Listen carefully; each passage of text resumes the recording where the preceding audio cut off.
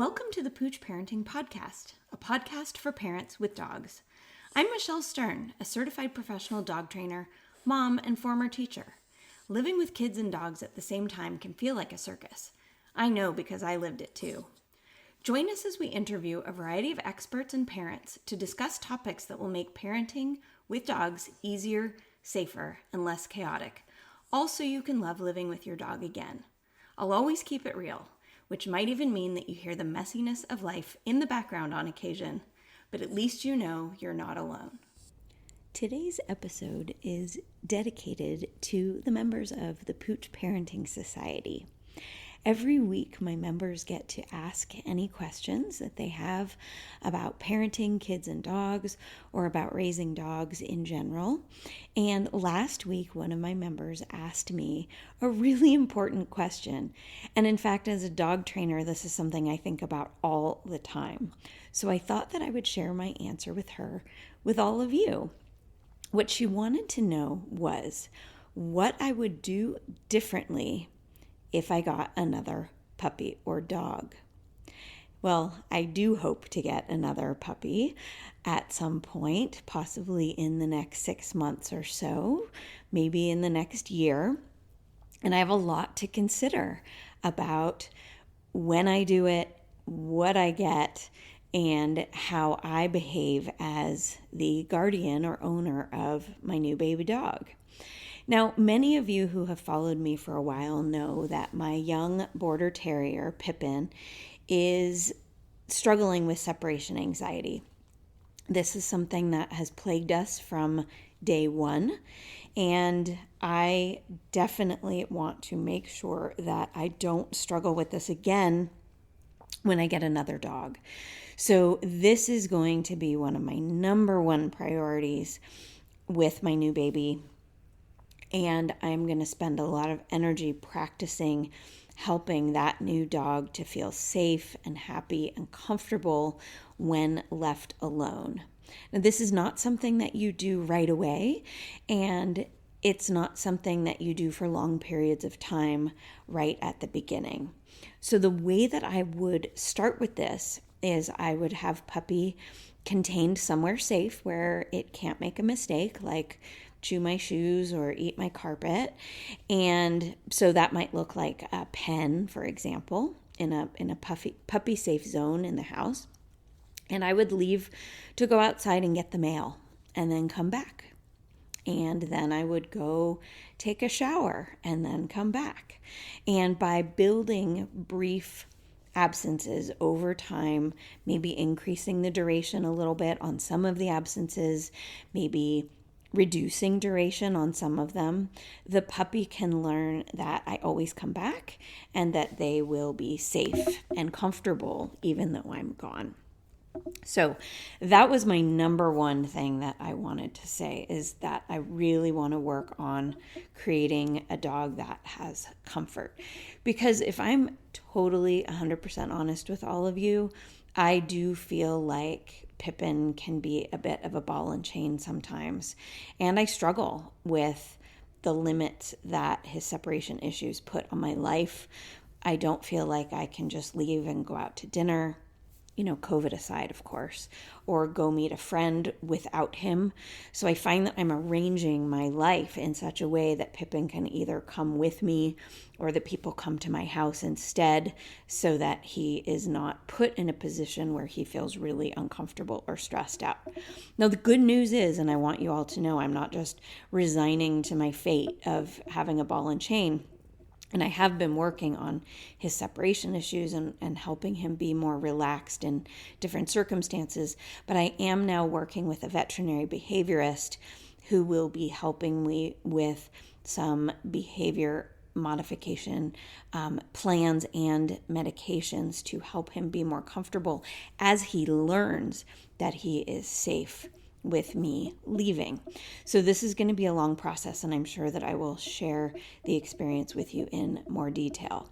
Now, there are a couple things if and when I get my new baby dog that I will do the same as what I did with Pippin and with the dogs that I foster, which is that I will socialize them in a variety of different ways. Socializing dogs is one of my most favorite things to do. And I think that the work that I have done while raising a service dog for a year and raising Pippin, who is now a therapy dog, has demonstrated that the dogs that I work with are adequately socialized most of the time. So socialization is not just meeting a bunch of people and hoping for the best, right? We don't want to sort of prescribe to the old-fashioned strategy of meet 100 people in 100 days, because that's really overwhelming and puts so much pressure on you and on your dog. But what I would rather see people do is have brief positive experiences with lots of different things. So socializing doesn't just mean meeting a bunch of dogs and people. It means smelling new smells, walking on different textures, going to new places, maybe from the safety of the back of a car.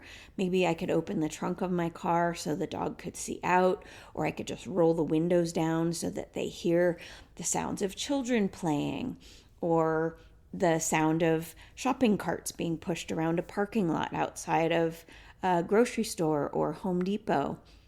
And then eventually, if my dog is comfortable and vaccinated to an appropriate degree, go into places like Home Depot where my dogs can see people wearing uniforms and see wood and building supplies and hear all the funky sounds that happen in places like that. I think it's really great to give dogs positive experiences. Now, if you have a baby dog that's a small breed dog, you can carry them or wear them in a sling or baby carrier or even a backpack, so the dog can be with you, feel really safe. You can hand them treats to help build positive associations and give them a really good experience while they're out in the world. But again, I keep these things brief and I make sure that they always end on a positive note. And I would rather see you end a session sooner than you think, because then the dog won't be overwhelmed at the end of the day. So for me, I also really consider the personality of the dog that I'm going to get, the parents of the dog that I'm going to get. I know that next time I'm going to be really careful to know that there are no anxiety issues in any of the parents or grandparents of my new puppy. So this involves talking to the breeder in depth and being really careful about not taking a puppy just because I'm so excited to get a new puppy. And just because a baby dog is cute doesn't mean that I will be able to work through some of the genetic or epigenetic components that dog comes preloaded with. Now, I can certainly give the dog a lot of great experiences, but the learning environment that I provide my new baby dog with is only one piece of who my dog is and who my dog is going to become. I can't deny that my dog is preloaded with genetic information, and that comes from a variety of inputs, including possibly the hundreds of years that went into this breed in particular and what the dog was bred to do in the first place. So I need to remember that puppies are not clay, they're not blank slates, and they come with a variety of traits that are fairly common. Now, that's not to say that every terrier will be a digger, right? Or that every terrier will be a big barker. But dogs do definitely have trends that come with what they were bred to do.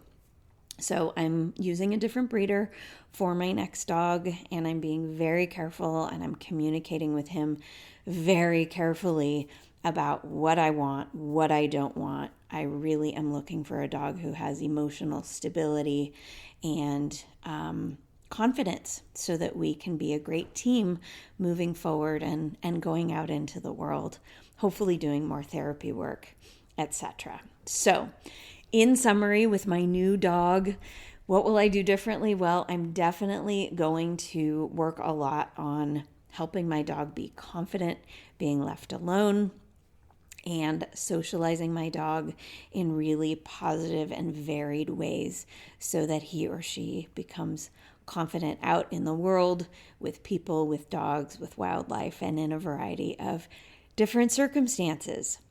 So I hope this was helpful. Again, this is a question that came from one of the members of the Pooch Parenting Society, which is my membership for parents with dogs. I hope you will consider joining us. It's an incredible group of people, and I offer a lot of relief to the stressful experience of parenting kids and dogs at the same time. Sending you all love. I hope you enjoyed the episode. Take care.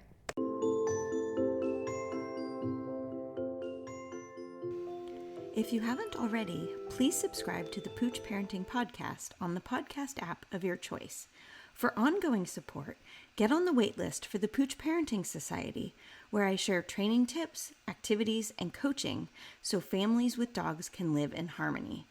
By signing up at safekidsanddogs.com, you'll be the first to know when I open registration again for new members.